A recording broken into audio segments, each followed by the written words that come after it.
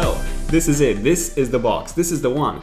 Hopefully, I haven't really opened the box yet to know what's inside, but hopefully there's an iPhone 10 inside. And I'm really excited to open this thing up. So, I've been making videos on the iPhone 10 ever since August 2016. That's when I started my Leaks and Rumors series on the iPhone 8, which and then ended up being called the iPhone 10. So I've been waiting for this and making videos on this, prototypes and hands-on impressions with mock-ups and so on, ever since, 15 months ago. So I'm really excited to finally get my hands on the actual iPhone 10. So grab some snacks, specifically some popcorn, and enjoy my unboxing and my first look at the iPhone 10. Okay, so the iPhone 10 comes in this shipping box first, so let's cut that open, and we get to the actual iPhone 10 box inside.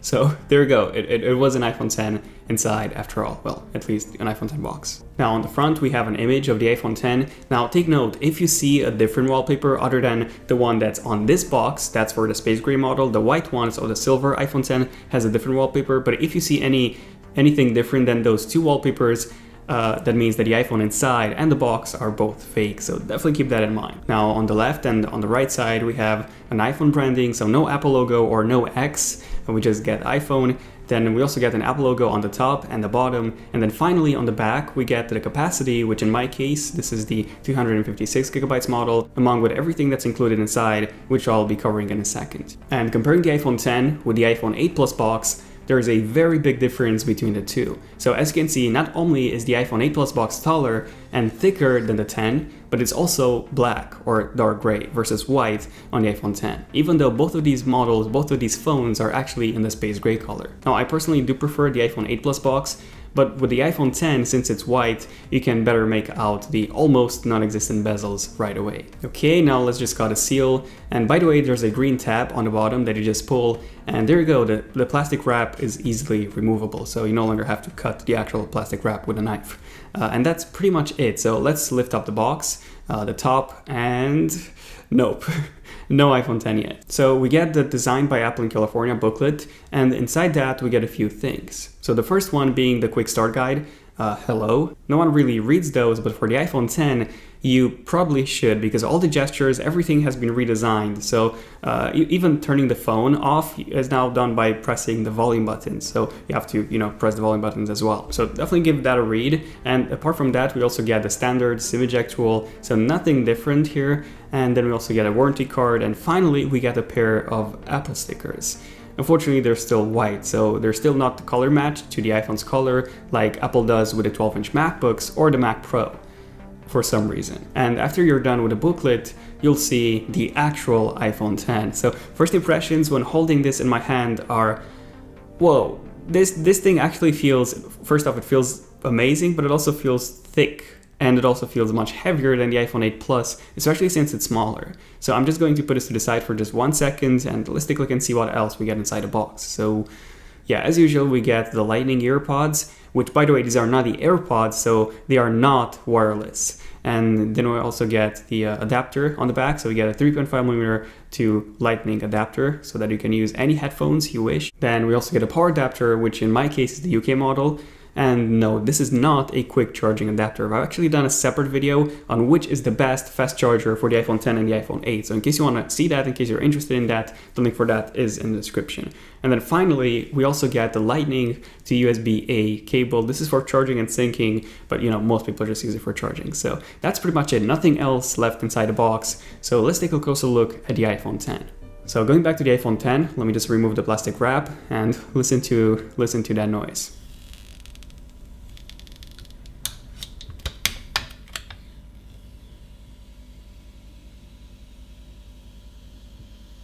Wow, gotta love this symphony. Okay, so now I'm going to boot the iPhone 10 for the first time, and just take a look at that. Finally, an Apple logo on an OLED display. So the Apple Watch actually had this before, but we finally have it on an iPhone as well. So finally, perfect deep black levels on an iOS device. So there you go, slide up, choose the region.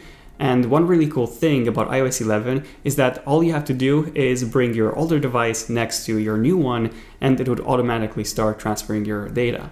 So let me just do that now. You have to scan this Apple Watch style icon with the iPhone. Once that's done, let me just set up Face ID. So all you have to do with Face ID is just rotate your head so that it fills up this entire circle.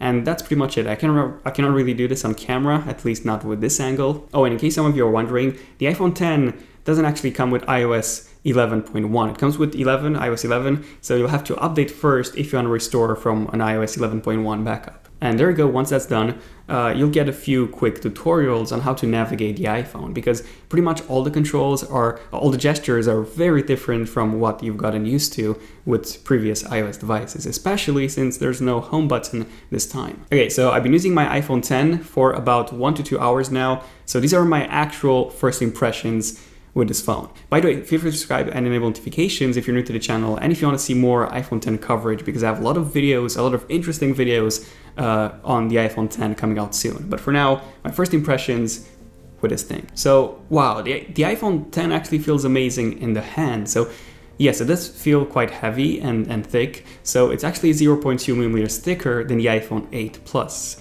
And especially with a case on, this is not a thin phone. So this is how it looks like when compared to an iPhone 6s. A massive difference between the two, especially if you have a case on the iPhone X. But honestly, I don't really care about that as long as it fits perfectly in my hand and as long as it has a really good battery life, which obviously I'm going to test in the next few days. Now, you might have noticed that on the back, the FCC or the CE logos and branding are actually there. So no, you do not get these on the US models, but for the European models like mine is, so since I live in the UK, this is the UK model, and you'll actually get some of the labels. Now, another design aspect that I want to mention are the actual sides or the frame of the phone. So this one is actually made from stainless steel as opposed to aluminum that we get on the iPhone 8, the iPhone 7, the iPhone 6, and the iPhone 6, and the iPhone 5. So it kind of reminds us a lot of the iPhone 4 and the iPhone 4S from back in the day. But what really impressed me the most here is that this one appears to be exactly the same stainless steel as on the space black the black stainless steel Apple Watch. So we get exactly the same color, and the space black Apple Watch also comes with a diamond-like carbon coating. So what this means is that compared to the silver stainless steel Apple Watch, that one is significantly more durable when it comes to scratches, and this actually might be the case with the iPhone X as well. Apparently there's a plane coming, you can probably hear that. Now, comparing the iPhone X with the iPhone 8 Plus, there is a massive size difference between the two. So the iPhone X is significantly shorter, it's less wide than the iPhone 8 Plus, so overall it's so much easier to hold in the hand. So it feels like going back to a normal iPhone, to a normal 4.7 inches iPhone, just with a much larger display, to be honest. And by the way, these are the cases that I have for now. So these are the ones from Apple. So I have the brown leather case, which looks amazing on the black model. This is probably my favorite one. Then I also have this Cosmo blue leather case, also from Apple, which has this really nice texture, and it's actually smoother than all the previous leather cases. And then finally, I also have a white silicone case to make my iPhone X look white when I'm starting to debate why I didn't get a white model instead. Now, speaking of things that look good, let's talk about the display. So this is finally an OLED display, which means that the pixels provide both the color and the brightness. So essentially you get perfect black levels on this thing, and resolution-wise, the iPhone X gets an almost 2x increase in resolution from the iPhone 8 Plus, which had a 1080p display. So now we have a 458 ppi this time versus 401 on the iPhone 8 Plus. So essentially everything looks noticeably sharper on the iPhone X. So I do have to say that this is indeed very, very noticeable, especially if you have a 10 out of 10 eyesight like I do. Yeah, unfortunately I'm colorblind, so I think that rules it out. But anyway, illumination has also been improved on the display. So essentially the panel feels much closer to the actual glass than it was before, and even before it was really, really good, the lamination. So text and everything looks like it's essentially floating on the display. Now there is a slight issue with the display, so to say. So this is a color shift. So there's a color shift towards blue that I've noticed when you look at the iPhone X's display off axis. Now this is something that we have on the Pixel 2 XL as well, by the way. On the Samsung Galaxy S8 and on the Note 8, I would say that it's not as noticeable as on the iPhone, but overall it's a great display. So leaving that aside, this is a great display, and the resolution and the fact that this is an OLED panel makes it years ahead of what we've had on the previous iPhones until now. Obviously Samsung has been using OLED for almost 10 years, so it's awesome having it on the iPhone as well. Finally, Apple. Now, something that feels a bit weird is the keyboard. So it's not as wide as the iPhone 8 Plus one because, the display is not as wide as the iPhone 8 Plus.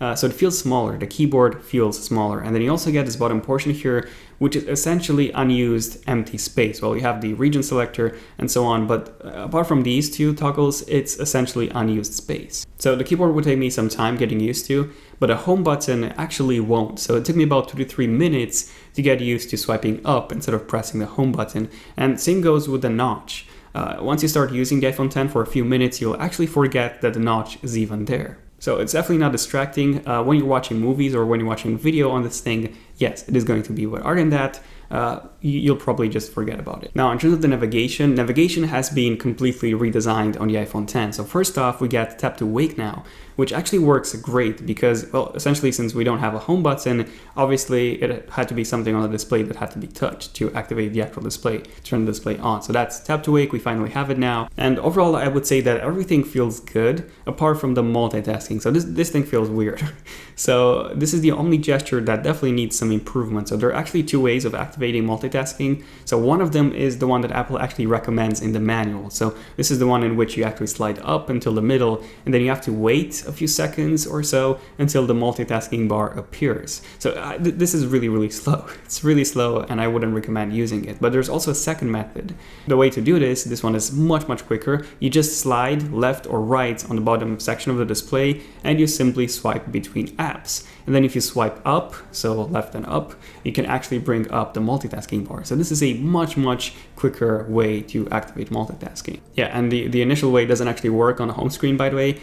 So if you slide up from the home screen, nothing will happen. You still have to wait a bit in the middle for multitasking to activate if you use the first method that Apple recommends. But this one is so much faster, just swiping through the bottom section of the display. And finally, Face ID. Face ID works. So I've only been using it for like an hour or so. So it's okay, it's not perfect. It works, but it's not perfect. So if your iPhone is sitting flat on the table, if it's resting on the table, it won't work, it won't unlock.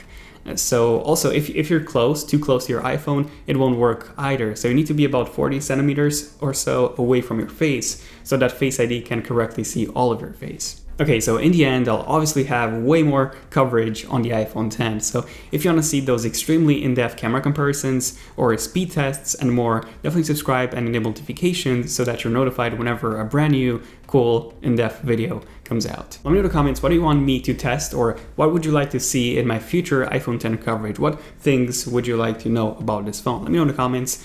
But yeah, this was it. This was my unboxing and my initial review. So overall, this is definitely the biggest change on the iPhone lineup ever since the first iPhone came out in 2007. So this is a massive change, especially when it comes to the design. And also with, Face ID, this is also a pretty big change since the iPhone 5S, since Touch ID came out. But this is where all smartphones will be heading for. So a large bezel-less display with facial recognition capabilities. So yeah, this has been pretty much it. Feel free to give this a like if you have enjoyed it, so let me know. And yeah, I'll see you guys in my next one. So thank you for watching. I'm Daniel, and I'll see you guys in my next video. Zen of Tech, signing out. Let's see if I can actually, yeah.